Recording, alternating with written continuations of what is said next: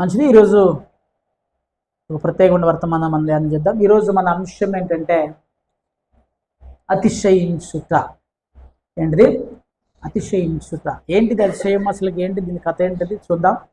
అదే కొరింథీయులకు రాసిన మొదటి పత్రిక 1వ అధ్యాయము 31వ వచనం. అతిశయించువాడు ప్రభువునందే అతిశయింపవలెను, వ్రాయబడినది నెరవేరునట్లు దేవుని మూలముగా జ్ఞానమును నీతియు పరిశుద్ధతయు విమోచనమును ఆయను. అతిశయించుట ఏంటిది? అతిశయించుట. అతిశయము అనేటువంటి మాటకు అర్థం ఏంటిది అసలుకి? అతిశయము. అతిశయము అతిశయం అంటే ఏంటిది? ఉప్పొంగటం. ఇంకా మీకు తెలిసిన అతిశయం అంటే అతిశయించాలి, అతిశయించండి అంటున్నాడు ఇక్కడ. అతిశయించుట అంటే అసలు అతిశయించడం అదేదో ఇది, లేకపోతే వంట చికెన్ వండండి అంటే ఆ చికెన్ వండడం ఏంటో తెలిస్తే వండుతారు. అతిశయించుట, ఉప్పొంగటం, బోస్టింగ్. ఇంగ్లీష్లో బోస్టింగ్ అని అంటారు. బోస్టింగ్. బోస్టింగ్ అనే మాటకి, అతిశయం అనేటువంటి మాటకి అర్థాలు ఏంటి అంటే గొప్పలు చెప్పుకోవటం. ఏం చెప్పుకోవటం? బడాయి అంటారు చూడండి. వీడు పెద్ద బడాయుడు అండి. బడాయి అంటే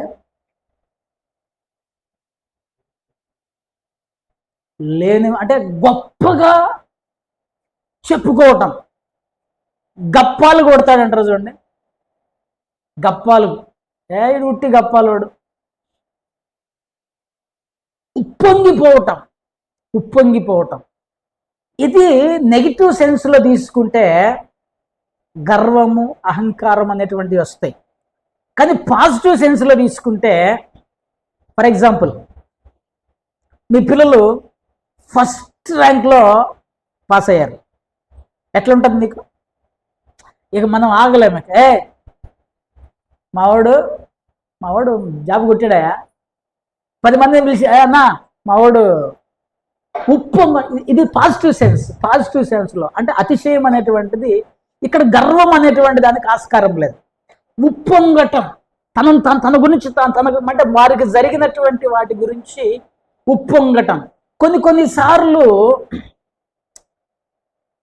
ఈ అతిశయం అనేటువంటిది కొంత నెగిటివ్ ఇంపాక్ట్ కూడా మనిషి మీద క్రియేట్ చేస్తుంటుంది, నెగిటివ్ ప్రభావాన్ని కూడా తీసుకొస్తుంటుంది. అండ్ ఎప్పుడైతే ఫర్ ఎగ్జాంపుల్ మనం చాలా ఉన్నతమైన స్థితిలోకి వచ్చామనుకో, ఈ అతిశయం అనేటువంటి దాన్ని జాగ్రత్తగా వాడుకుంటే అది మనకి పాజిటివ్గా ఉంటుంది, మంచిగా ఉంటుంది. దాన్ని నెగిటివ్గా వాడుకుంటే అది మనకి నష్టాన్ని కలగచేస్తుంది అనేటువంటి విషయాన్ని బైబిల్ చెప్తుంది. అతిశయించువాడు అన్నాడు.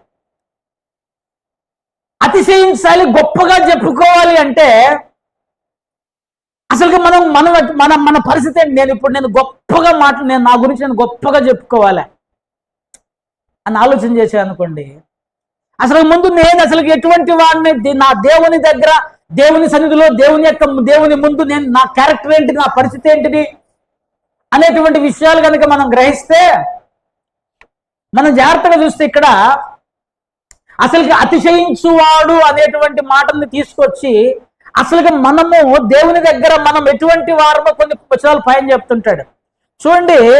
అదే కొరింథీయులకు రాసిన మొదటి పత్రిక 1వ అధ్యాయం 26వ వచనం కనుక మనం 26 నుంచి మనం జాగ్రత్తగా 1 by 1 వస్తే, సహోదరులారా పిలిచిన పిలుపును చూడుడి, మీలో లోకరీతిని జ్ఞానులైనను గనులైనను వంశపు వారైనను పిలువబడలేదు, కానీ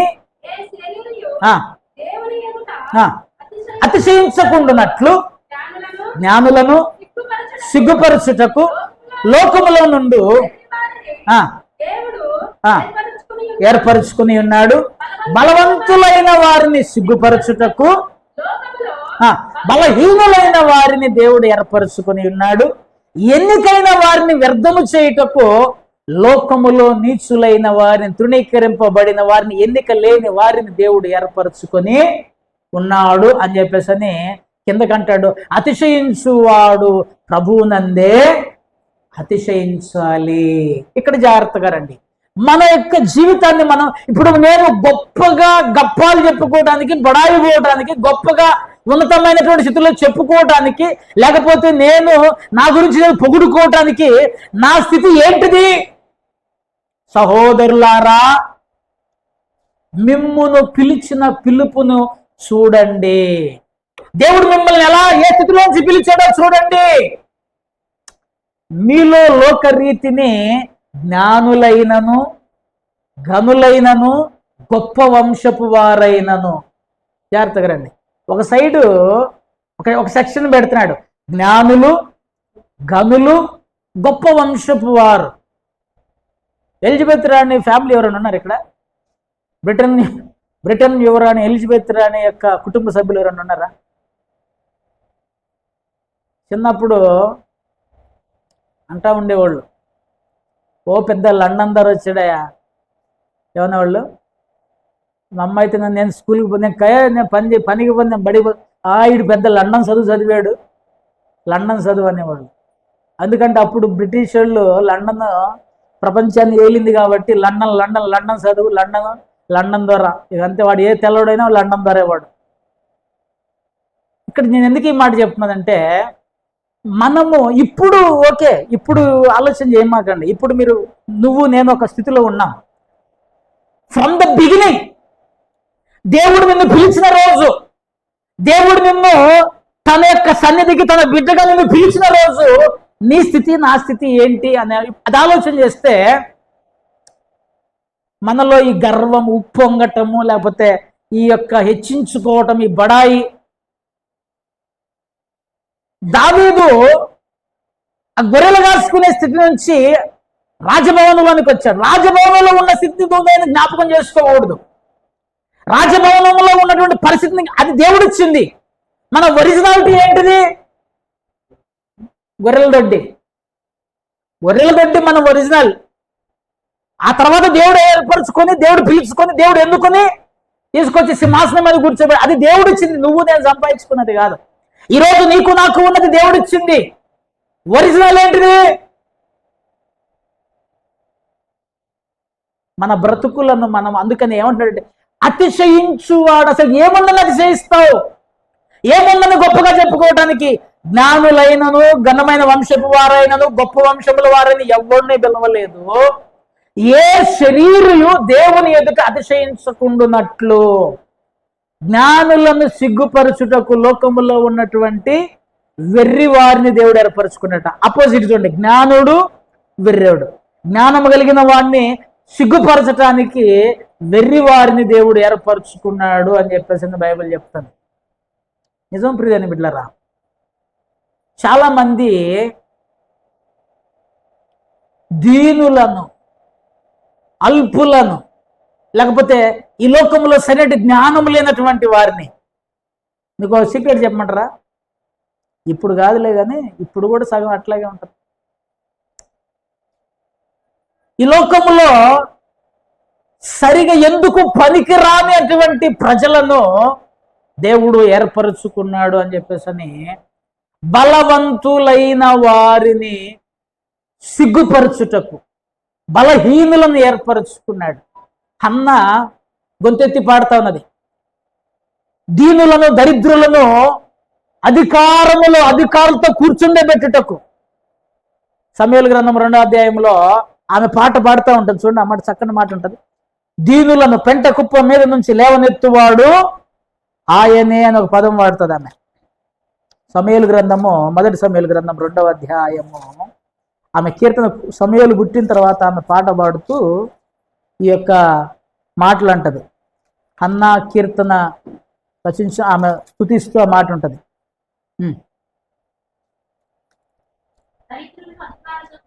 దరిద్రులను అధికారులతో కూర్చుండబెట్టుటకును, మహిమగల సింహాసనము స్వతంత్రింపజేయుటకును, 8వ వారిని మంటిలో నుండి ఎత్తువాడు ఆయనే, లేమి గల వారిని లేవనెత్తువాడును ఆయనే. ఆయనే ఆయనే మహిమ గల దరిద్రులను, దీనులను అధికారులతో కూర్చుండబెడతాడట. దీనులను అధికారులతో కూర్చుండబెడతాడు. మహిమ గల సింహాసనం స్వతంత్రింపజేస్తాడు. ఆ రకంగా తీసుకుని రావటానికి అసలు ఆ వ్యక్తి ఎక్కడున్నాడంటే మట్టిలో నుండి లేవనెత్తువాడు, మట్టిలో నుండి పైకి లేవనెత్తువాడు. ఇప్పుడు చెప్పండి, నేను ఆ మధ్య ఒక చిన్న రీల్ చూశాను. ఒక పెద్ద దున్నపోతు ఉంటుంది, ఒక ముసలమ్మ ఉంటుంది, రింగ్లో దించుతారు. ఆ ముసలమ్మ ఎదురుగా ఉంటుంది. ఆ పెద్ద మామూలుగా బుల్ ఉంటాయి కదా, బుల్ ఫైట్ వాడుతుంటారు కదా, అది పొడితే కట్ట ఎగిరి అవతల వాడుతాడు అప్పుడు. అది ఎగురుతుంది. నేను చూడంగానే ఈ ముసలమ్మ అయిపోయింది కావచ్చు అనుకున్నా. అది ఇటు ఎగురు వచ్చే ముసలమ్మ దగ్గర నిలబడింది. ముసలమ్మ ఎందుకో తెలుసా? దాన్ని పెంచింది ఆమె. కింద ఏం రాశారు తెలుసా? ఎవరి దగ్గర నువ్వు బలం చూపించు కానీ నిన్ను పైకి లేవని ఎత్తినాడు, నిన్ను లేపిన అంటే నిన్ను ఈ స్థితికి తీసుకొచ్చేవాడు ముందు నువ్వు బలం చూపించడానికి ప్రయత్నమో చేయకూడదు. ఎవడు ముందన్న అతిశయించవచ్చు, కానీ మట్టిలో నుంచి మహిమగల సింహాసనం మీద కూర్చోబెట్టినవాడు ముందు మనం అతిశయించగలుగుతామా? అందుకనే ఏ శరీరియు తన ఎదుట అతిశయించకుండానట్లు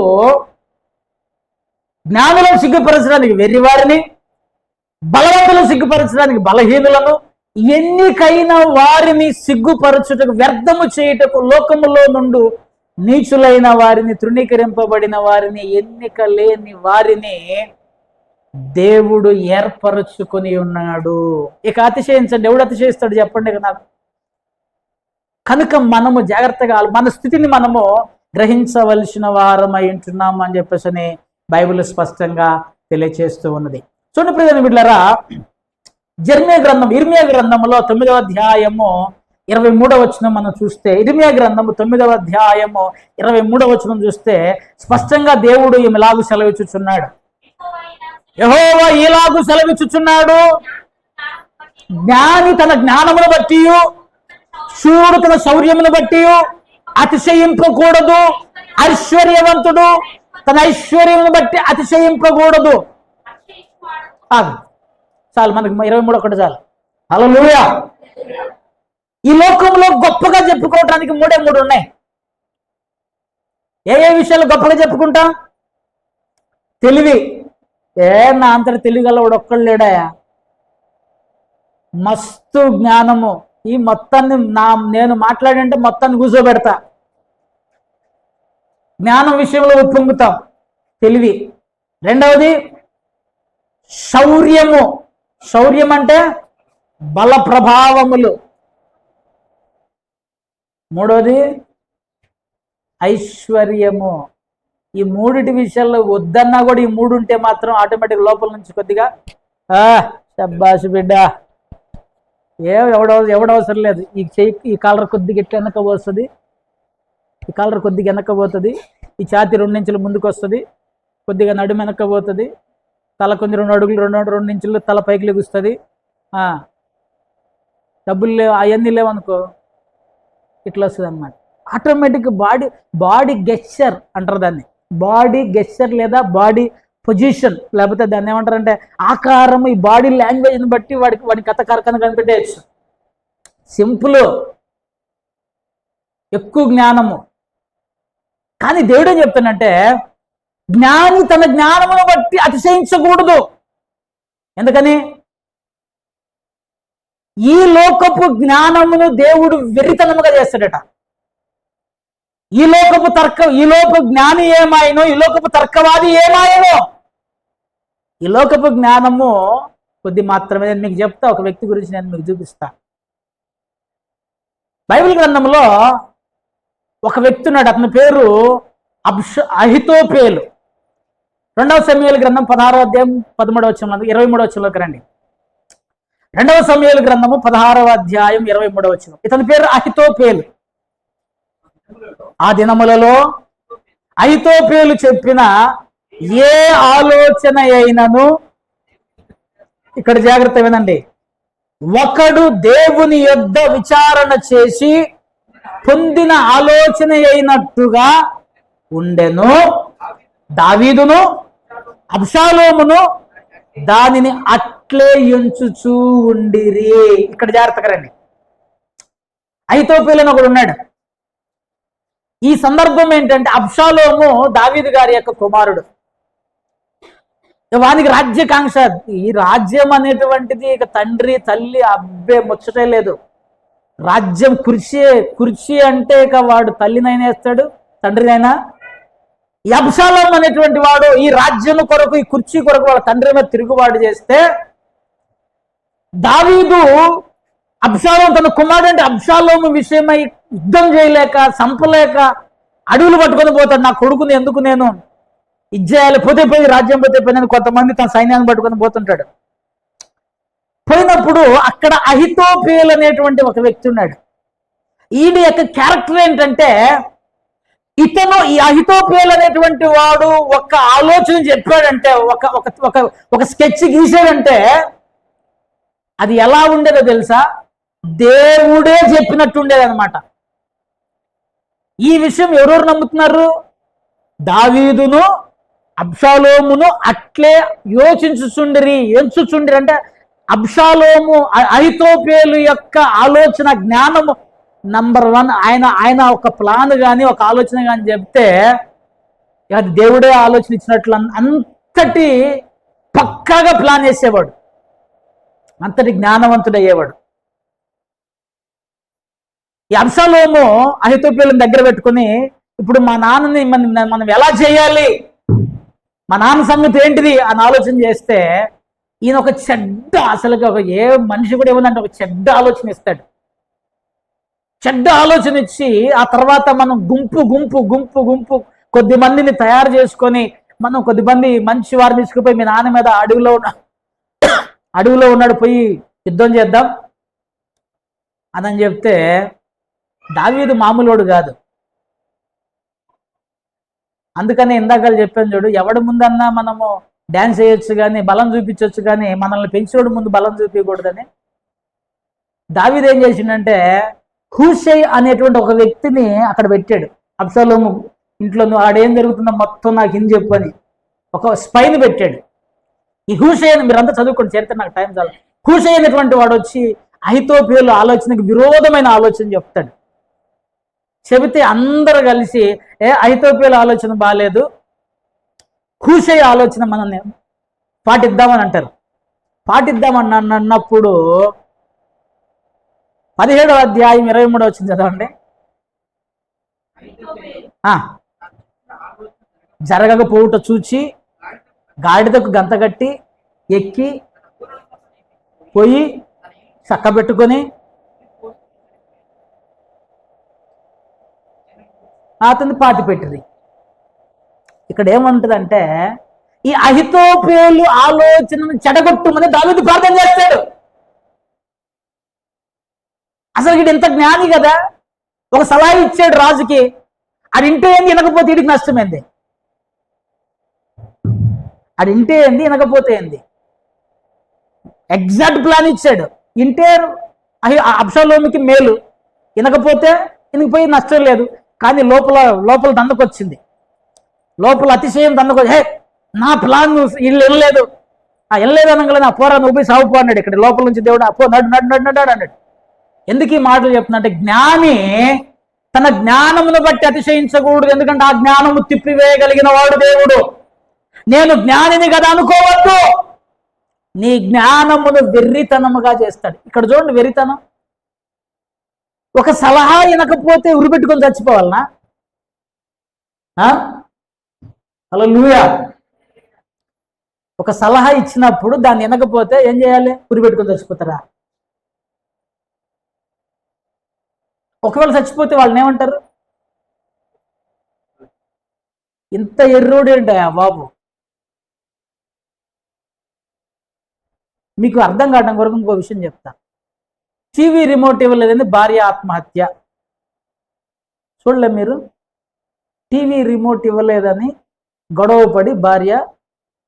ఇనంగులో మనకేమనిపిస్తుంది? ఓ అరే నాయన, టీవీ రిమోట్ కొరకు చచ్చిపోయారా? ఎంత ఎర్రుళ్ళయా! ఇవన్నీ చిన్న చిన్నవి మనం భలే చదువుతుంటాం.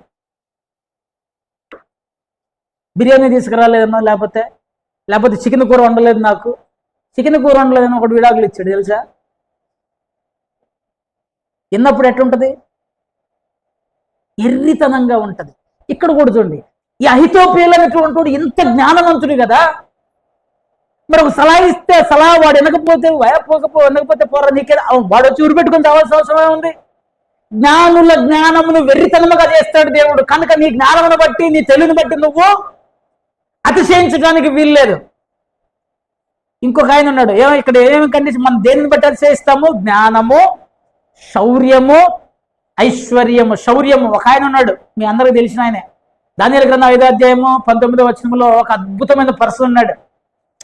దానియేలు గ్రంథం 5వ అధ్యాయము తగడగ తీయాలి 19వ వచనం. దేవుడు అతనికి మహర్దశ ఇచ్చినందున, దానియేలు గారు వాళ్ళ కొడుకుతో చెప్తున్న మాటలు ఇవి.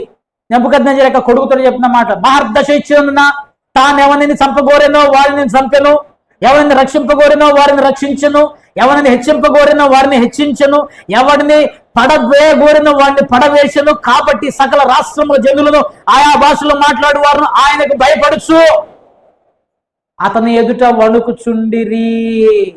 బా శౌర్యము, సకల రాష్ట్రముల జనులు భయపడుతూ వణుకుతూ ఉన్నారు. ఎవరిని చంపాలంటే వాడిని చంపాడు, ఎవరిని బతకనీయాలంటే అసలు బుద్ధిలో ఏది పుట్టితే.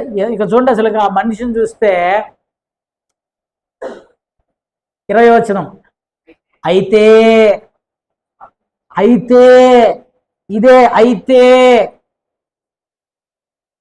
పైన 19వ వచనం స్టార్టింగ్ లో ఉంది, దేవుడు అతనికి మహర్దశ ఇచ్చినందున.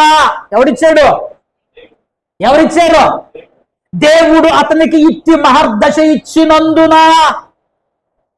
దేవుడిచ్చిన మహర్దశ శౌర్యమును బట్టి నువ్వు అతిశయించమాకు, నీ బలమును బట్టి అతిశయించమాకు.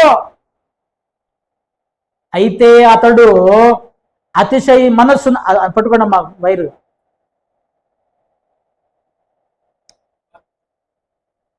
మనస్సును అతిశయించి బలాత్కారము చేయుటకు తన హృదయమును కఠినము చేసుకొనగా, దేవుడు అతని ప్రభుత్వము అతని యొద్ద నుండి తీసివేసి అతని ఘనతను పోగొట్టాడు. మనస్సును అతిశయించి, బలవంతుడు శౌర్యవంతుడు ఒక్క దెబ్బకి తీసేస్తాడు దాన్ని, ఒకటే దెబ్బకి. ఏ జనాలైతే భయపడ్డారో అదే జనాలు తరిమారు. ఈ మాట గుర్తుపెట్టుకోండి. ఏ జనాలైతే సకల రాష్ట్రముల జనులు ఆయనకు భయపడ్డారో, ఎవరికైతే భయపడ్డారో వాళ్ళే కర్రలు రాళ్లతోటి పశువును తోలినట్టు హెడ్ హెడ్ అని చెప్పేసి తోలారు. అతిశయిస్తున్నావేమో, ఆలోచన చేయి. నీకున్న శౌర్యాన్ని బట్టి, నీకున్న బలాన్ని బట్టి, ఐశ్వర్యమును బట్టి అతిశయిస్తున్నావేమో ప్రియదేవుని బిడ్డ, ఆలోచన చేయవలసిన వారు ఏంటంటే, ఇక్కడ చక్కటి ఎగ్జాంపుల్ దేవుడే చెప్పాడు. యెషయా గ్రంథం 10వ అధ్యాయం 15వ వచనంలోకి రండి. యెషయా గ్రంథము 10వ అధ్యాయము 15వ వచనంలో దేవుడు ఒక ఎగ్జాంపుల్ ఇచ్చాడు. అష్షూరు రాజు గురించి అంటే ఒక ఎగ్జాంపుల్. అష్షూరు రాజు కూడా ఆయనే ఆధిక్యతని ఇచ్చాడు. పైనుంచి కిందకి రాయబడి ఉంటుంది. గొడ్డలి తనతో నరుకు అని చూచి అతిశయపడునా, పొగడుకొనునా, ఆడించినట్లును దండము కర్ర. రైట్, ఇది దీన్ని అర్థం చెప్తారండి, దీన్ని కొంచెం ఎక్స్ప్లెయిన్ చేస్తా. గొడ్డలుంది, అది చూసి నరికే ఉంటాడు కదా, గొడ్డలు నరికేటుంటాడు. వాడిని చూసి, నేను చేయబట్టే నువ్వు మస్తు కట్టెలు కొడుతున్నావు అంటుందట. అర్థమవుతుందా నేను చెప్పేది?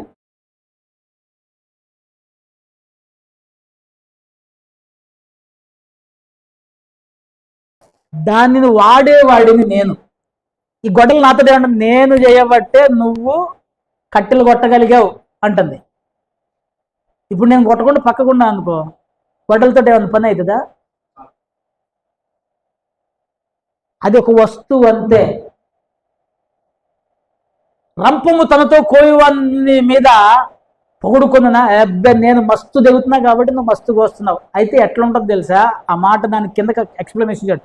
కోల తన ఎత్తువాని ఆడించినట్లు. కోలాటం ఆడతారు కదా, కోలాటం చూడలే మీరు? కర్ర కర్ర మనిషిని ఆడిస్తుందా, మనిషి కర్రను ఆడిస్తున్నాడా? ఇక్కడ చూడేమన్నాడు, కోల తన్నెత్తువాని ఆడించినట్లు. కర్ర అనుకుంటుంది నేనే వాడికి ఇగో ఇట్లా కొట్టు ఇట్లా కొట్టు ఇట్లా. అది దేవుడు అతనికి ఇట్టి మహర్దశ ఇచ్చినందున, దేవుడు నీకు స్థితిని ఇచ్చాడు, దేవుడు నీకు జ్ఞానం ఇచ్చాడు, దేవుడు నీకు ఐశ్వర్యం ఇచ్చాడు, దేవుడు నీకు శౌర్యం ఇచ్చాడు, దేవుడు నీకు బలమునిచ్చాడు. అయితే నువ్వు నేను చేయబట్టి నేను ఇప్పుడు మనము కోలాటం మనల్ని ఆడించినట్టు ఉంటుంది, కర్రలు మనల్ని ఆడించినట్టు అనుకుంటున్నాం. మనం కర్ర నన్ను ఆడించట్లేదు, మనమే కర్రను ఆడిస్తున్నాం. దేవుణ్ణి మనం ఆడించటం లేదు, దేవుడే మనల్ని ఆడిస్తున్నాడు. గ్రహించవలసిన వారమై ఉంటున్నాం ప్రియని బిడ్డారా. కొరింథీయులకు మొదటి పత్రిక 5వ అధ్యాయము 6వ వచనంలో ఈ అతిశయం అనేటువంటి దాన్ని పాపముతో పోలుస్తున్నాడు.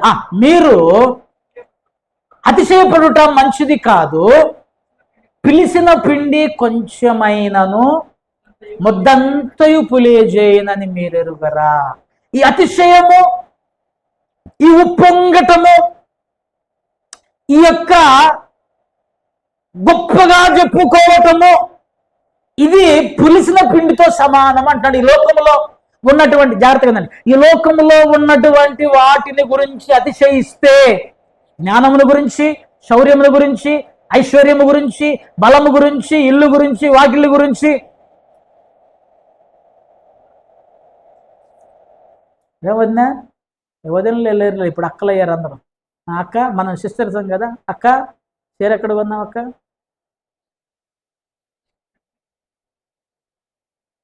ఎంత అనుకుంటున్నావు? ఎంత చెప్పరు మళ్ళీ. ఎంత అనుకుంటున్నావు? అతిశయం. ఎన్ని రోజులు ఉంటుంది చీర?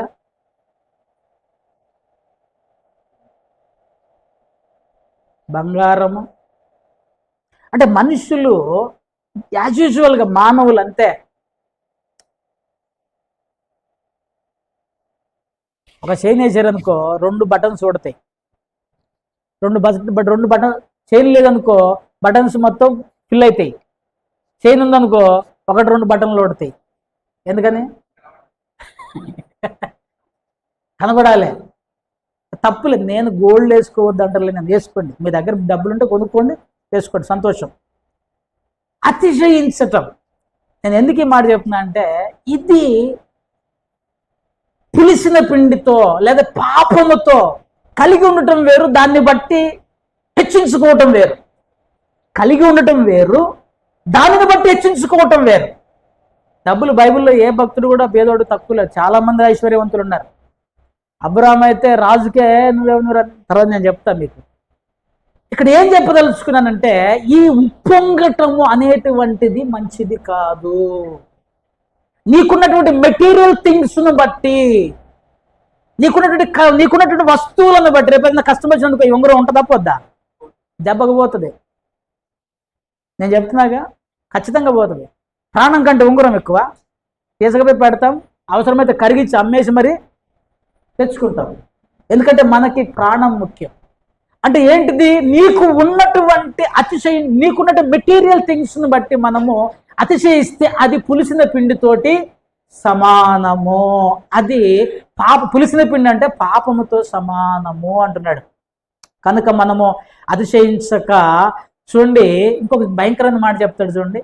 అదే కొరింథీయులకు పత్రిక 5వ అధ్యాయం 2వ వచనంలో పులిసిన పిండి గురించి హెచ్చరిస్తూ, ఇట్లుండియు మీరు పొంగుచున్నారే, కానీ మీరెంత మాత్రము దుఃఖపడి ఇలాంటి కార్యము చేసిన వానిని మీలో నుండి వెలివేసిన వారు గారు ఇంకా ఉప్పొంగుచున్నారు. ఒక భయంకరమైనటువంటి తప్పులు చేసుకుంటే పైన అంటాడు 1వ వచనం, అసలు చదివితేనే ఘోరమైనటువంటి మాట, చదవలేనటువంటి పదం అక్కడ ఉంటుంది 1వ వచనంలో. రైట్. తర్వాత చూడండి, మీలో జారత్వం ఉన్నది, మీలో పాపం ఉన్నది. ఒకడు భయంకరమైనటువంటి చెప్పడానికి వీలుగానే పాపం చేస్తున్నాడు వాడు. ఇంతటి పాపము మీరు చేస్తూ మళ్ళీ ఎట్లున్నాడట, ఉప్పొంగుచున్నారు. ఏమైతుందట మళ్ళీ? హల్లెలూయా. అరే చేసేదే పెద్ద తప్పు, చేసేదే తప్పు, మళ్ళీ మెడలో మాంసం తింటున్నామని బొక్కలు వేసుకొని రోడ్లు అమ్మడి తిరుగుతున్నాం. అంతేనా? అంటే సీక్రెట్గా చేయొచ్చు అంద అంటారేమో. సీక్రెట్ కూడా చేయడానికి లేదు ఇక్కడ. సీక్రెట్గా లేదు, బహిరంగంగా లేదు. ఎందుకు ఈ మాట చెప్తున్నదంటే, అతిశయించుట మంచిది కాదు అని. మీరు ఇట్లుండి ఇంత ఘోరమైన తప్పులు మీరు చేస్తూ కూడా ఉప్పొంగుచున్నావు, అతిశయపడుచున్నావు, గొప్పగా మాట్లాడుకుంటున్నావు. నేను ఒకవాడిని సాక్ష్యం చెప్పంటే, నేను 5 బీర్లు ఎత్తి దించకుండా తాగేవాడిని. ఎవడికి కావాలరా స్వామి అని 5 బీర్ల సంగతి? ఎవరికి కావాలి నువ్వు చేసిన తప్పులు? ఎవరికి కావాలి నువ్వు చేసిన పాపాలు? ఎవరికి కావాలి నువ్వు చేసిన అతిక్రమములు? సాక్ష్యం చెప్పండి రా బాబు అంటే, ఇదిగో ఒక ఆయన వరంగల్లోకి మీటింగ్ పోయాను, నేను మీ దగ్గరికి వస్తాను బాబు అన్నాడు. సరే సార్ చూద్దాంలే, ప్రార్థన చేసి చెప్తాను. మీటింగ్ ఖర్చులను నేనే పెట్టుకుంటాడు. అబ్బరా బాబు రేపు దొరికాడు ఒకడెవడో, సరే రండి అని అన్నా. వెంటనే ఏమన్నాడంటే, నా సాక్ష్యం 3 గంటలు ఉంటుంది అన్నాడు. రావద్దు అన్న ముఖం మీదే. అరే ఎందుక? అరే నువ్వు సాక్ష్యమే 3 గంటలు చెప్తే వాక్యం 8 గంటలు చెబుతావు. ఇప్పుడు ఈ సాక్ష్యంలో 3 గంటల సాక్ష్యం అంటే ఏం చెప్తాడు? నేను ఒకసారి ఒక ఆయనకి ట్రైనింగ్ జరుగుతున్నప్పుడు సాక్ష్యం ఎలా చెప్పాలో ట్రైనింగ్ చెప్పమని చెప్పా. ఆయన వచ్చి నేను ఇచ్చిన సబ్జెక్ట్ అంతా పక్కకు పడేశాడు. నేను పువ్విచ్చా, నేను లెటర్ ఇచ్చా అని చెప్తున్నాడు. అయిపోయిన తర్వాత నేను అడిగా, అసలు నేను ఇచ్చిన సబ్జెక్ట్ ఏంటిది? నేను ఇచ్చిన సబ్జెక్ట్లో పువ్వాడు ఉంది, లెటర్ ఉంది, ఎందుకయ్యా? ఉప్పొంగుచు ఇంత ఘోరమైన పాపం మీరు చేసుకుంటూ, ఇంత ఘోరమైన తప్పులు మీరు చేసుకుంటూ, పైకి మళ్ళా ఉప్పొంగుతూ, అతిశయిస్తూ, చేయకూడని కార్యాలను మీరు చేసుకుంటూ, బహిరంగంగా తప్పులు చేస్తూ, బహిరంగంగా పాపములు చేస్తూ మళ్ళా ఉప్పొంగుతున్నారట. మేమంటే ఏందనుకుంటున్నారు?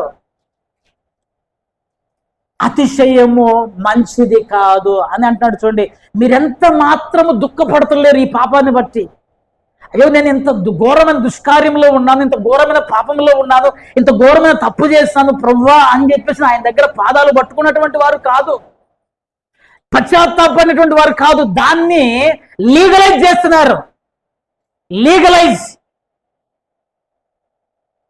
టైం వస్తుంది, ఒకరోజు వచ్చిన రోజు ఎంత ఉప్పొంగుతావో, ఈ యొక్క నెబుకద్నెజరు ఎంత ఉప్పొంగాడో, ఎంత మహర్దశలో ఉన్నాడో, అంత దగ్గర గడ్డి తింటూ గోళ్ళు పెరిగింది, జుట్టు పెరిగింది, ఆకారం మారింది.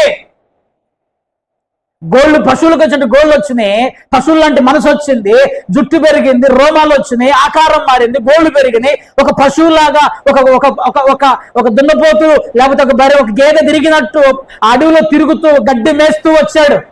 మహర్దశ కలిగినటువంటి వాడు. ఈ పిల్లను పట్టుకోండి. మహర్దశ కలిగినటువంటి వాడు. ఏ సకల రాష్ట్ర జనులు ఎవరిని ఇష్టం వచ్చినట్టు చేసేటువంటి వాడు, ఎవరిని పడగొట్టాలంటే పడగొట్టగలిగిన వాడు దుఃఖపడటం లేదు. ఈరోజు కూడా చాలా మంది దేవుని బిడ్డలారా ఉప్పొంగుతున్నావు, ఎంత మాత్రం దుఃఖం వస్తలేదు నీకు. అయ్యో నేను నిజంగా తప్పు చేస్తున్నా కదా, పాపము కదా, అతిశయిస్తున్నావు. అతిశయం మంచిది కాదు, మొత్తాన్ని పాడు చేస్తుంది అని చెప్పేసి బైబిల్ చెప్తుంది. దేవునికి స్తోత్రం. హల్లెలూయా. అందుకే ప్రియమైన బిడ్డలారా మనం ఆలోచన చేయవలసిన వారం ఏంటంటే, అతిశయించుట మంచిది కాదు. సో మొదటగా అతిశయించమాకండి. మీకున్న దాన్ని బట్టి, మీ జ్ఞానమును బట్టి, మీ శౌర్యమును బట్టి, మీ ఐశ్వర్యం బట్టి, మీ బలమును బట్టి, మీ స్థితిని బట్టి మీకున్న మెటీరియల్ థింగ్స్ని బట్టి అతిశయించరాను. ఒక దాంట్లో అతిశయించవచ్చు, ఒక దాంట్లో నువ్వు ఎంత అతిశయించినా కూడా నష్టం లేదు. ఒక విషయంలో ఏంటిది ఆ విషయం? దేవునికి స్తోత్రం, హల్లెలూయా. మళ్ళా రండి, అదే వచనం. అతిశయించువాడు ప్రభువునందే అతిశయించవలెను. హల్లెలూయా. చెప్పుకో, గొప్పగా చెప్పుకో, నేను క్రైస్తవుడిని ఉప్పొంగి చెప్పుకో, కేకలు వేసి చెప్పుకో. గొప్పగా నువ్వు ఎంత అతిశయించినా దీంట్లో అసలుకి ప్రభువును బట్టి నువ్వు క్రైస్తవుడు అని కొంతమంది సిగ్గుపడుతుంటారు. నేను ప్రారంభంలో అప్పటికి అంత డెప్త్ లేదు. ఏం పని చేస్తారంటే నేను మామూలు సోషల్ వర్క్ అని చెప్పేవాడిని. అప్పుడు ఇంకా చర్చి స్టార్ట్ కాలేదులే, జస్ట్ ఎవాంజలిజం చేస్తూ ఉన్నాను. ఎవరన్నా అడిగితే ఏం పని చేస్తారండి? సోషల్ వర్క్ అండి. అయ్యో, దేవుని పని చేస్తా అని చెప్పుకుంటే ఏమవుతుంది? సిగ్గు. ఆ తర్వాత దేవుడు నాతో మాట్లాడాడు, అరే నువ్వు బతుకుతుందే దీని వలన, మళ్ళీ నా పేరును బట్టి బతుకుతున్నావు, నా చెప్పుకోవడానికి మాత్రం సిగ్గుపడుతున్నావు. ఇప్పుడు కాదు, 20 సంవత్సరాల క్రితం స్టోరీ ఇది. అతిశయించువాడు ప్రభువును బట్టి ప్రభువునందే అతిశయించవలెను. చూడండి ప్రేమిలరా, ఇందాక మనము ఇర్మియా గ్రంథము 9:23 చదివాం కదా. 23, 24 కలిపి చదువుదాం. ఇప్పుడు 23, 24 కలిపి చదువు. జ్ఞాని తన జ్ఞానమును బట్టి, శూరుడు తన శౌర్యమును బట్టి అతిశయింపకూడదు, ఐశ్వర్యవంతుడు అతిశయింపకూడదు. అతిశయించువాడు దేనిని బట్టి అతిశయింపవలననగా కృప చూపుచు జరిగించుచున్న యెహోవాను నేనే అని గ్రహించి పరిశీలనగా తెలుసుకొనుటను బట్టియే అతిశయింపవలెను. అట్టి వాటిలో నేను ఆనందించువాడని యెహోవా సెలవిచ్చుచున్నాడు. హల్లెలూయా. చెప్పండి హల్లెలూయా. దేన్ని బట్టి అతిశయించాలంటే యెహోవాను నేనే అని, కృపచూపు దేవుడు, కనికరము చూపు దేవుడు, దయచూపు దేవుడు ఈయనే అని పరిశీలనగా తెలుసుకొని అతిశయించండి. ఎవ్వరికి లేని గొప్ప యెహోవా దేవుడుగా కలిగిన జనులు ధన్యులు. కారున్నవాడు ధన్యుడా కాదా? ఎవడు ధన్యుడు? యెహోవా దేవుడుగా కలిగిన జనులు. నేను దేవుని బిడ్డనాయా. అసలుకి నిజంగా వాడు తెలిసి అంటాడో తెలియకంటాడో, తిడతానికి అంటాడో, ఇంకోటి అంటాడో తెలియదు. కానీ మీరు దేవుని బిడ్డలు కదా, ఎటకారంగా అన్నా కూడా దేవుని బిడ్డలు అంటాడు. అది ఎటకారంగా అన్నని తిట్టినానని వీళ్ళు దేవుని బిడ్డలయ్యా. నిజంగా దేవుని ఆధిక్యత వాడు ఎట్టన్నా కూడా దేవుని బిడ్డ అంటున్నాడు. తర్వాత దేవుని బిడ్డలు దేవుని తెలుసుకోవటము, దేవుణ్ణి తెలుసుకున్న దానిని బట్టి మీరు అతిశయించాలి. దేవునిని బట్టి, ఇంకా వేరే ఏం లేదు. బలం పోతుంది, ఐశ్వర్యం పోతుంది, ఈ లోకాలు అన్నీ పోతాయి, నువ్వు నేను కూడా పోతాం, అన్నీ పోతాయి. కానీ దేవుడు శాశ్వత. దేవునిని బట్టి మనము అతిశయింపవలను అని చెప్పేసి అని బైబిల్ స్పష్టంగా తెలియచేస్తుంది. చూడండి, ఫిలిప్పీయులకు రాసిన పత్రిక 3వ అధ్యాయము 3వ వచనం మనం చూస్తే, ఎందుకనగా శరీరమును ఆస్పదము చేసుకొనక దేవుని యొక్క ఆత్మ వలన ఆరాధించుచు క్రీస్తు యేసు నందు అతిశయపడుచున్న మనమే సున్నతి ఆచరించు వారము. ఇక్కడ జాగ్రత్తగా రండి. శరీరమును ఆస్పదము చేసుకొనక అంటే ఏంటిది? శరీరమును ఆధారము చేసుకోమాకండి. శరీరమును ఆధారం చేసుకోమా. ఆస్పదం అంటే ఆధారం చేసుకో. పైన వాళ్ళు ఫిలిప్పీయులకు రాసిన పత్రికలో సున్నతి చేయబడాలి, సున్నతి చేయించుకోవాలి, దేవుని నమ్మిన వాళ్ళు కూడా సున్నతి చేయించుకోవాలని మొదలు పెడతారు. ఆయన కిందకి ఏమంటాడంటే క్రీస్తు యేసునందు అతిశయించుచున్న మనమే సున్నతి ఏంటంటే క్రీస్తు యేసునందు అతిశయించుచున్నాము. ఆత్మ వలన ఆరాధించుచు, దేవుని యొక్క ఆత్మ వలన ఆరాధించుచు క్రీస్తు యేసునందు అతిశయించుచున్నా. క్రీస్తు దేని బట్టి అతిశయిస్తున్నాడట? అబ్రహాము వంశమనే ఇశ్రాయేలును కదిలియండి, అబ్రహాము సంతానం అంటాడు, ఒకటే మాట్లాడు. యేసుక్రీస్తు గురించి చెప్పండి, పెద్దగా ఏం ఎక్స్పెక్ట్ చేయడాడు. అబ్రహాము సంతానము ఎట్లా వస్తుంది తెలుసు? టోన్ అది ఎవరు అనుకుంటున్నావు? ఇక్కడ అబ్రహాము వంశావళి. ఇక లోపల నుంచి ఒకటి దందుకున్న ఆ గొంతులోనే బేస్ వస్తుంటది అన్నమాట. అబ్రహాము,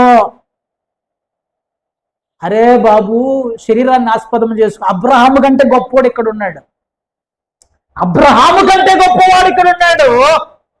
ఆయన క్రీస్తు యేసు. ఇప్పుడు చెప్పు, ఎవరి గురించి, ఏమని చెప్తావు? యేసు క్రీస్తు సంతానము. క్రీస్తు యేసునందు అతిశయించు. శరీరాన్ని గురించి కాదు.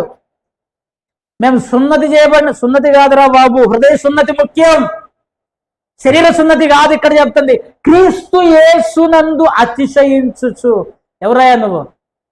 దేవుని బిడ్డని. ఎవరు? యేసుక్రీస్తు విశ్వాసిని, యేసుక్రీస్తు సేవకుడిని, యేసుక్రీస్తు పరిచారకుడిని, యేసునందు విశ్వాసం ఉంచిన వాడిని. చూడండి, నువ్వు దేన్ని బట్టి ఉప్పొంగాలి? దేవుని పేరటను బట్టి, దేవుని నామమును బట్టి మనం ఉప్పొంగవలసిన వారమై ఉంటున్నామని బైబిల్ చెప్తుంది. అదే ఎందుకు ఆయన బట్టి మనం ఉప్పొంగాలి, ఎందుకు ఆయన బట్టి మనం అతిశయించాలి? 31వ వచనంలో చాలా చక్కటి మాటలు రాశాడు. కొరింథీయులకు రాసిన మొదటి పత్రిక మూలవాక్యంలోనే, కొరింథీయులకు రాసిన మొదటి పత్రిక 1వ అధ్యాయం 31వ వచనంలో చాలా చక్కటి మాటలు రాశాడా. అతిశయించువాడు ప్రభువు నందు అతిశయింపవలెను.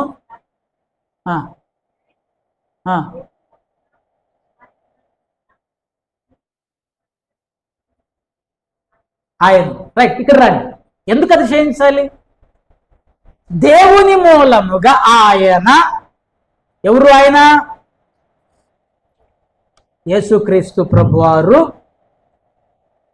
జ్ఞానమును, నీతియు, పరిశుద్ధతయు, విమోచనమును ఆయన.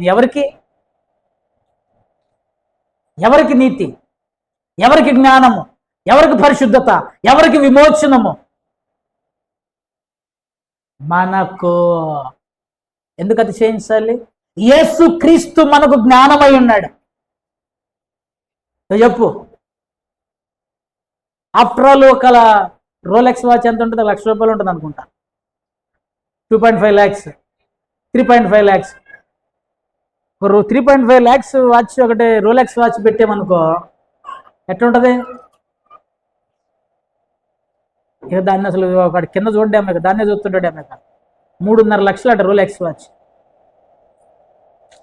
అన్న నేను అన్ని బ్రాండెడ్ వాడతాను, మామూలు అసలు వాడినన్నా. మంచిదే, బ్రాండెడ్ వాడు, నీకు నచ్చిన బ్రాండ్ వాడు. కానీ నీకు ఆధారము జ్ఞానమును, నీతియు, పరిశుద్ధతయు, విమోచనము ఎవరిచ్చారు? యేసుక్రీస్తు. యేసుక్రీస్తు వలన నీకు రోలెక్స్ రావచ్చు, రాకపోవచ్చు, కానీ జ్ఞానం మాత్రం వస్తుంది. జ్ఞానమునకు ఆధారము.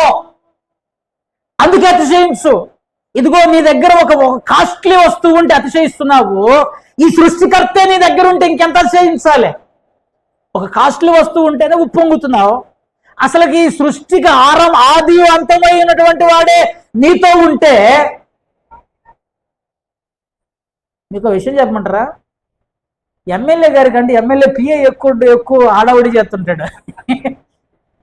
ఎమ్మెల్యే గారి కంటే ఎమ్మెల్యే పిఏ ఎక్కువ ఆడవిడి చేస్తుంటాడు. మళ్ళీ మన ఎమ్మెల్యే అనుకున్నారు, కాదు జనరల్. ఎందుకని? నిన్నే అనుకుంటా, నేను ఒక పేపర్లో న్యూస్ చూశాను. కర్నూలు అనుకుంటా, Kurnool something, Andhra. Tea stall దగ్గర పోయాడు. 1/3 ఛాయ్ ఇమ్మన్నాడట. 1/2 కూడా కాదు, 1/3 ఇమ్మన్నాడట. 1/3 ఇవ్వమంటే ఇక హోటల్లోడు ఎవడరా నువ్వు ఈయన పోన్నాడట. వీడు వెంటనే పోయి మున్సిపల్ ఆఫీస్కి పోయి జేసీబీ తీసుకొచ్చి ఆ ర్యాంప్ పగలు కొడుతున్నాడు, ఆ హోటల్ ర్యాంప్.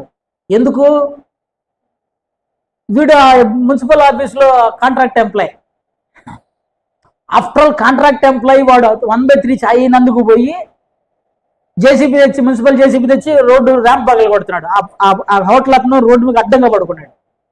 ఫోటోలు వైరల్ అయినాయి. కలెక్టర్ వచ్చి ఎవడరా నువ్వు మామూలు కాంట్రాక్ట్ ఎంప్లాయీ ఉంటేనే ఇల్లు పగల కొడుతున్నావు, నువ్వు మామూలుగా ఉంటే అసలు నీకు ఉద్యోగం వచ్చి దెబ్బ తీసి అవతల పడేసి. దేన్ని బట్టి వాడు అతిశయించాడు? వాడికి ఉన్నటువంటి పొజిషన్ జస్ట్ ఆఫ్టర్ ఆల్ ఒక కాంట్రాక్ట్ ఉద్యోగాన్ని బట్టి. వాడు అంటే నేను మిమ్మల్ని పోయి జేసీబీలతో పగలగొట్టమని చెప్తలే. వాడు చిన్నపాటి ఉద్యోగాన్ని కూడా అంత చేయిస్తే యేసు క్రీస్తు ప్రభు వారిని మనం కలిగి ఉన్నాం. జ్ఞానమునకు, నీతికి, పరిశుద్ధతకు, విమోచనకు ఆయన మనకు ఆధారం. నీ పరిశుద్ధతకు మూలము, నీ జ్ఞానమునకు మూలము, నీ యొక్క నీతికి మూలము, మన యొక్క విమోచనమునకు మూలము. ఎవరి వలన విమోచించబడ్డావు? యేసుక్రీస్తు ప్రభువారి వలన. ఎవరి వలన మనం పరిశుద్ధపరచబడ్డాం? యేసుక్రీస్తు ప్రభువారి వలన. అటువంటి దేవునిని బట్టి మనం ఏం చేయాలంటే అతిశయించే దేవుని బిడ్డలంగా మనం ప్రభువును బట్టి మనము అతిశయించేటువంటి వారము ఉండాలి. చూడండి, గలతీయులకు రాసిన పత్రిక 6వ అధ్యాయం 14వ వచనంలో చక్కటి మాట అన్నాడు పౌలు గారు. గలతీయులకు రాసిన పత్రిక 6:14. అయితే జాగ్రత్త, మన ప్రభు అయిన యేసు క్రీస్తు సిలువ యందు తప్ప మరి దేని యందును దూరమవునుగాక. దేవునికి స్తోత్రం, హల్లెలూయా. దాని వలన, దేని వలన? ఆ సిలువ వలన నాకు లోకమును, లోకమునకు నేనును సిలువ వేయబడి ఉన్నాం. ఈయనేమంటున్నాడు? జాగ్రత్త వినండి. మన ప్రభువైన యేసు క్రీస్తు సిలువ యందు తప్ప. అంటే ఈయనకి ఇంకేం లేవా గొప్పగా చెప్పుకోవడానికి? పౌలు గారికి ఇంకేం లేవా? రోమిల్ని బెదిరిస్తాడు ఈయన. రోమిల్నే గజ్జ గజ్జ గజ్జ గజ్జ వణికిచ్చాడు, పోలీస్ ఆఫీసర్స్ వణికిచ్చాడు. ఆయన ఫిజికల్ క్వాలిటీస్ చెప్తాడు. ఒక చోట బెన్యామీను గోత్రములో పుట్టాను, పరిసయ్యుడను, ఆచారం నిమిత్తము అంటే వారి యొక్క పారంపర్యాచారం నిమిత్తం అనింద్యమైనటువంటి నింద లేనటువంటి వాడను, రోమీలకు రోమా పౌరసత్వం కలిగినటువంటి వాడను. ఆ పోలీస్ ఆఫీసర్ వచ్చి, సార్ మీరు రోమన్ సిటిజన్షిప్ ఉందా? ఉంది. నేను చాలా డబ్బులు అప్పుడే లంచం ఉంది బస్తో, అప్పుడే లంచం ఇచ్చి నేను మస్తు పైసలు పెట్టి రోమన్ సిటిజన్షిప్ కొనుక్కున్నా సార్. అట్లాగా బై బర్త్ నేను రోమియన్ అంటాడు, నేను పుట్టుకతోనే రోమియన్ అంటాడు. సో ఆయనకి ఎన్నో ఎబిలిటీస్ ఉన్నాయి, మంచి ఫిలాసఫర్. ఇవన్నిటిని పక్కకు పెట్టి యేసు క్రీస్తు సిలువ యందు తప్ప నేను మరి దేని యందు అతిశయించట్ల. అబ్బా, నా కొరకు యేసయ్య చనిపోయాడు, ఆ రక్షణ నాకు దొరికింది, ఆ సిలువ యందు తప్ప, ఆయన యందు తప్ప ఇవన్నీ. అందుకంటాడు, నాకు ఏవేవి లాభకరములై ఉండెనో వాటన్నిటినీ క్రీస్తు యేసు నందు ఉన్న అతి శ్రేష్టమైన జ్ఞానము నిమిత్తము సమస్తమును పెంటగా అవన్నీ షిట్. అది యేసు క్రీస్తు సిలువ యందు గొప్పగా చెప్పుకోవడానికి ఆయనకి ఏం దొరికిందా అంటే యేసు సిలువ దొరికింది. దాన్ని బట్టి అతిశయిస్తున్నా. దానిని బట్టి ఈ లోకమునకు నేను సిలువ వేయబడ్డా, లోకము నాలో, నాకులో లోకము. రెండు జాగ్రత్తగా గమనించండి. ఈ లోకానికి నేను సిలువ వేయబడ్డా, నాలో కూడా లోకము లేనే లోకములో ఉన్నా కూడా మనలో లోకం ఉండటానికి వీల్లేదు. అర్థమవుతుందా? బతుకుతుంది లోకంలోనే, ఈ సమాజంలోనే బ్రతుకుతాం. లోకములో బ్రతుకుతూ ఉన్నా కూడా ఇంగ్లీష్లో రెండిటికి చాలా మంచి మీనింగ్ ఉంటుంది. ఇన్, ఇంటూ అంటారు దాన్ని. ఇన్ అంటే లోపల ఉందని అర్థం. వాచ్ రూమ్లో ఉంది. ఇంటూ అంటే ఇంటూ లోపలికి, ఇన్సైడ్ అంటారు దాన్ని ఇంగ్లీష్లో. In and into, in the box, into the box. అంటే ఇక్కడ ఏంటంటే మన లోకంలో ఉన్నాము, లోకములో ఉన్న మనలో ఇన్సైడ్ యేసయ్య ఉన్నాడు. కొంతమంది లోకములో ఉన్నారు, వాళ్ళ లోకంలో కూడా లోకం ఉంది. వాళ్ళు లోకం, మన బతివుడు లోకం. లోకం అందుకే అంటాడంటే, నేను లోకమునకు సిలువ వేయబడి ఉన్నాను, నాకు సిలువ యందు తప్ప. ఇక చూడండి, ఇక అతిశయం పెరుగుతుంటది మనకి. దేవుని విషయాలలో తప్ప, దేవుని కొరకు తప్ప ఇంకా దేంట్లో కూడా నేను అతిశయించటం అనేటువంటిది నాకు దూరం అవునుగాక, దూరం అవునుగాక. ఇంకెక్కడ గొప్పగా మాట్లాడతలేడు, ఇంకెక్కడ హెచ్చించుకొని మాట్లాడతలేడు, ఇంకెక్కడ గర్వంగా మాట్లాడతలేడు. ఒక్క విషయంలో మాట్లాడితే యేసు విషయము తప్ప నేను గర్వంగా ఇంకా ఏ విషయంలో, అతిశయంగా ఏ విషయంలో కూడా నేను మాట్లాడను. కనుక ప్రియని బిడ్డలారా, మనము ప్రభువునందే అతిశయించాలి. ఇందాక చెప్తున్నమాట ఇదే. రండి అపోస్తుల ఆదికాండం 14వ అధ్యాయం 22వ వచనం. ఆదికాండము 14వ అధ్యాయం 22వ వచనం. అబ్రహాము నేనే అబ్రహామును చెప్పకుండునట్లు ఒక నూలు పోగైనను చెప్పుల వారైనను నీ వాటిలో ఏదైనాను తీసుకోనను అన్నాడు. హల్లెలూయా. ఏమన్నాడు? సొదొమ రాజు లోతు వీళ్ళందరిని పట్టుకొని పోయాడు. లోతుని వీళ్ళందరిని పట్టుకొని పోతే ఈయన బయలుదేరాడు, దానికి బయలుదేరాడు. పోయి సొదొమ రాజు వీళ్ళ పక్షం. అవతల ఇంకొక పైన చదివితే ఒక 4-5 రాజులు వచ్చి యుద్ధం చేస్తారు వీళ్ళ మీద. ఒక 4 రాజులు ఇటు సైడ్, ఒక 5 రాజులు అటు సైడ్, వాళ్ళ పేర్లు. ఆ యుద్ధం చేసినప్పుడు లోతు వీళ్ళందరిని కూడా పట్టకపోతాడు, ఆ గెలిచాడు ఆపోజిట్ వాడు. అబ్రహాం గారు తన సైన్యాన్ని తీసుకొని, తన యొక్క వింట పుట్టిన వాళ్ళని తీసుకొని పోయి యుద్ధం చేసి గెలిచి ఆ దోపుడు సొమ్ము స్త్రీలు వాళ్ళందరిని పట్టుకొని వస్తాడు.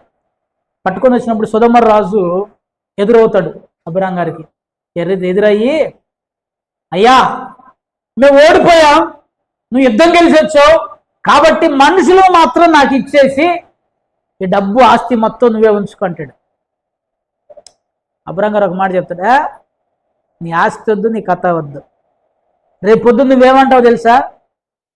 నేనే అబ్రాహామును ధనవంతునిగా చేశానంటావు. నేను ఒకవేళ దీవించబడితే, నేను ఒకవేళ ఆశీర్వదించబడితే అయితే గీతే నా దేవుడు దీవించాలి తప్ప నువ్వు కాదు, నీ వలన కాదు.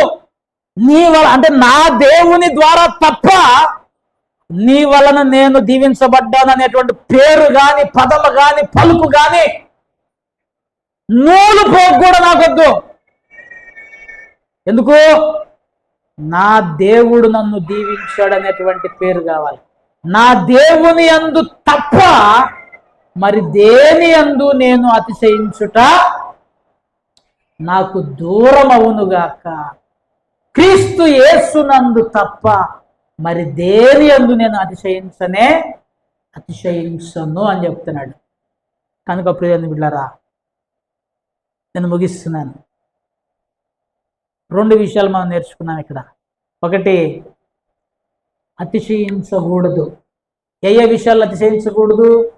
నీ జ్ఞానమును బట్టి, నీ శౌర్యమును బట్టి, నీ బలమును బట్టి, నీ ఐశ్వర్యమును బట్టి, నీకున్న మెటీరియల్ థింగ్స్ను బట్టి, నీకున్న వస్తు సామాగ్రిని బట్టి నువ్వు అతిశయించటానికి వీలు లేదు.